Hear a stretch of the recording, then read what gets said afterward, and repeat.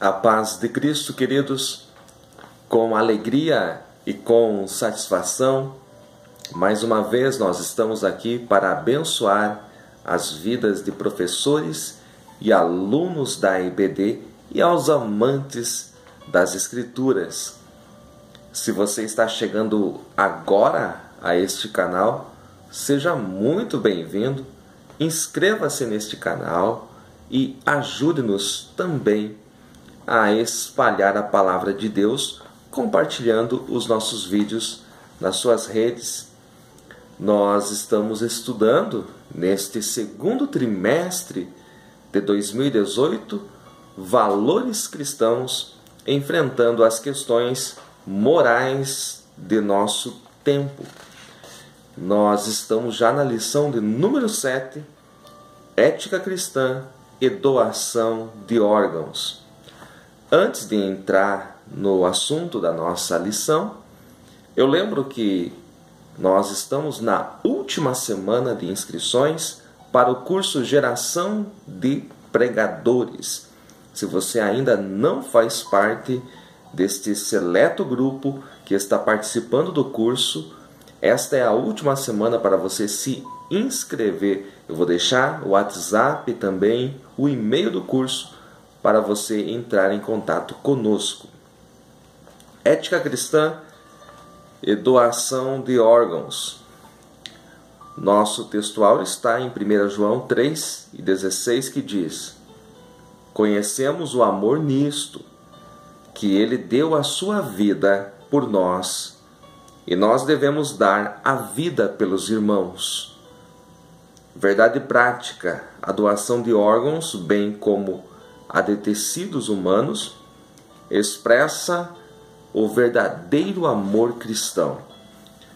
A nossa leitura bíblica em classe está na primeira carta do apóstolo Paulo aos Coríntios, capítulo 15, versículos 35 ao 45. Este é um tema que a Bíblia não fala especificamente, nem poderia, nem deveria, pois é um tema da atualidade. Nos últimos anos, nas últimas décadas, a ciência, a medicina evoluiu e muito, e é possível se doar órgãos, é possível se fazer transplante de órgãos. Isto é algo atual. Por isso que você não vai encontrar nenhum versículo da Bíblia se referindo à doação de órgãos ou a transplante de órgãos. Sendo assim, é necessário nós entendermos os princípios gerais da Bíblia para tratarmos o tema. Na nossa lição, no primeiro tópico, nós temos ali: doação de órgãos engloba basicamente a técnica de transplante e as pesquisas com células tronco adultas e embrionárias. E temos também a definição de transplante, que é um procedimento cirúrgico que consiste na remoção de um órgão enfermo do corpo humano para ser substituído por outro saudável. Para nós analisarmos isto à luz da Bíblia, é preciso perguntarmos: qual é o objetivo de um transplante? O objetivo de um transplante é trazer alívio à dor de alguém ou até mesmo salvar a vida deste alguém. Nós temos vários tipos de transplante. Temos o transplante de órgãos, temos também o transplante de sangue, mais conhecido como transfusão de sangue, o transplante de células tronco adultas e também o uso de células tronco embrionárias. E nisto nós reprovamos, a ética cristã reprova o uso de células tronco embrionárias, porque é fácil você notar que se interrompe um ciclo. Se você olhar para o nosso primeiro subtópico, ali o pastor Douglas ele diz assim: como a Bíblia ensina que a vida tem início na fecundação, a ética cristã desaprova o uso das células-tronco embrionárias, pois este procedimento interrompe a vida do embrião. Além disso, a respeito das células-tronco embrionárias, fica uma pergunta: foi correto o ato de produzir estas células-tronco em grande quantidade? Pais que não podem ter filhos, que produzem em laboratório na esperança de ter seus filhos, e é utilizado uma, as demais são descartadas. Este ato é correto? Então fica aí uma indagação, fica esta pergunta no ar. Mas com relação ao uso de células-tronco, fica claro a nossa posição, porque a vida é interrompida sim.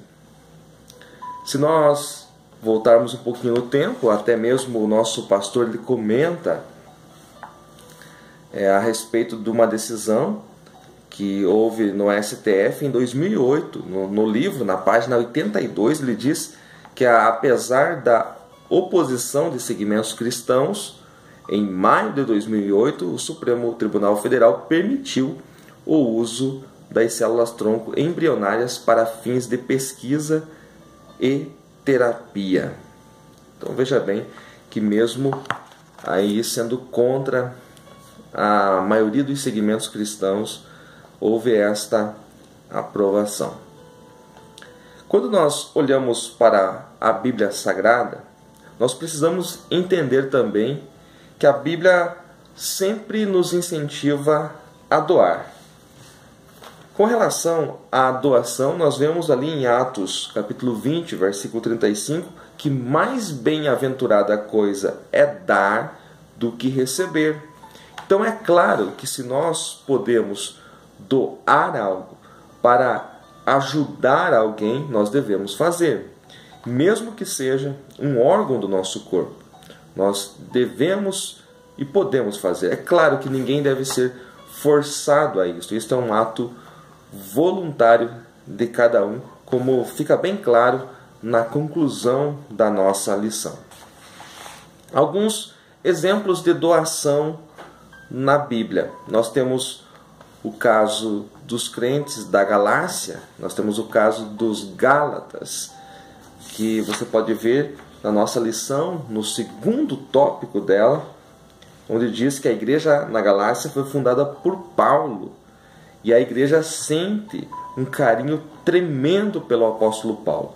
E nesta carta, Paulo fala um pouquinho da sua enfermidade e deixa nós entendermos que essa enfermidade seja nos olhos, porque ele diz assim: vede com que grandes letras eu vos escrevi.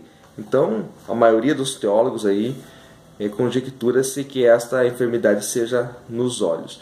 Mas nós vemos também o próprio apóstolo falando do sentimento dos crentes na Galácia, que se pudessem, eles tirariam os olhos deles e dariam a Paulo. Então veja que sentimento altruísta que eles tinham. Então este é um exemplo de doação. Se pudesse, com certeza, se naquela época houvesse um transplante de córnea, por exemplo, algum irmão na Galácia estaria pronto a ajudar, a doar para o apóstolo.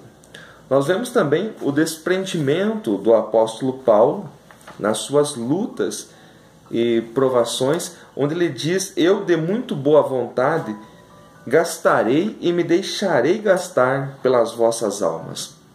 Então nós vemos o apóstolo Paulo como um exemplo de alguém que não tem por preciosa a sua vida, mas ele quer doar a sua vida em favor de muitos.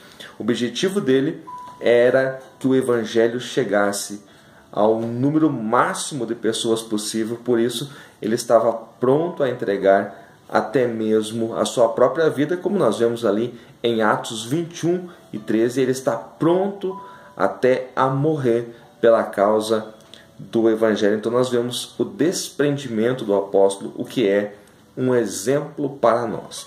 Nós temos também outro exemplo, que é a doação suprema do nosso Senhor Jesus Cristo.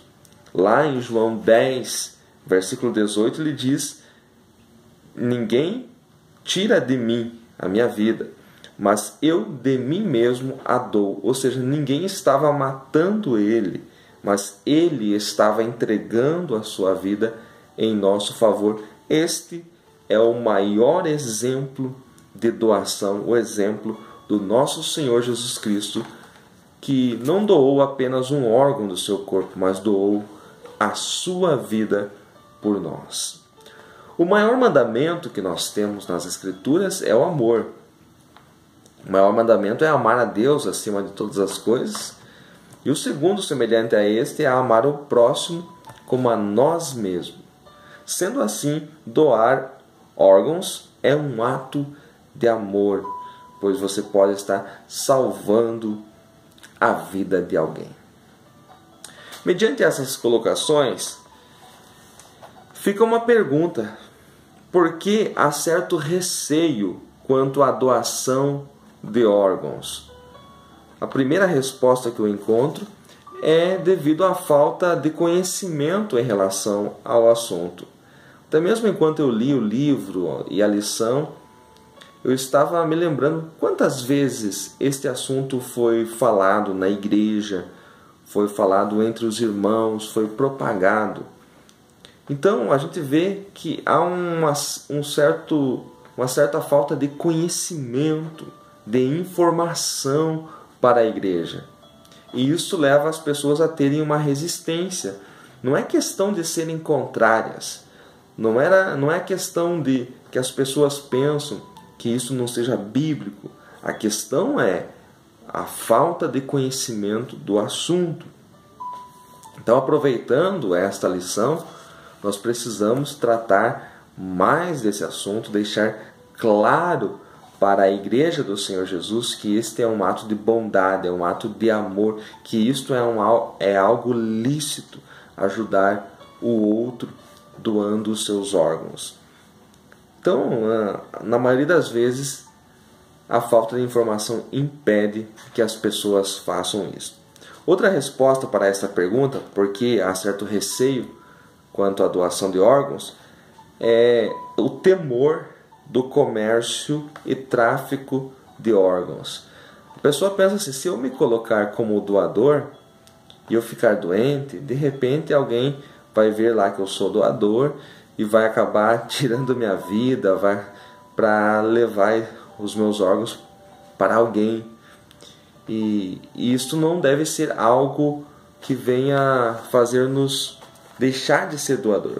Quando nós olhamos para o nosso livro de apoio, o nosso comentarista, o pastor Douglas, ele diz lá o seguinte: a legislação permite apenas doações gratuitas e estabelece até 8 anos de prisão para quem comercializar órgãos e tecidos humanos. Então você pode ver que a própria lei brasileira, já prevendo isto, ela só permite doações gratuitas.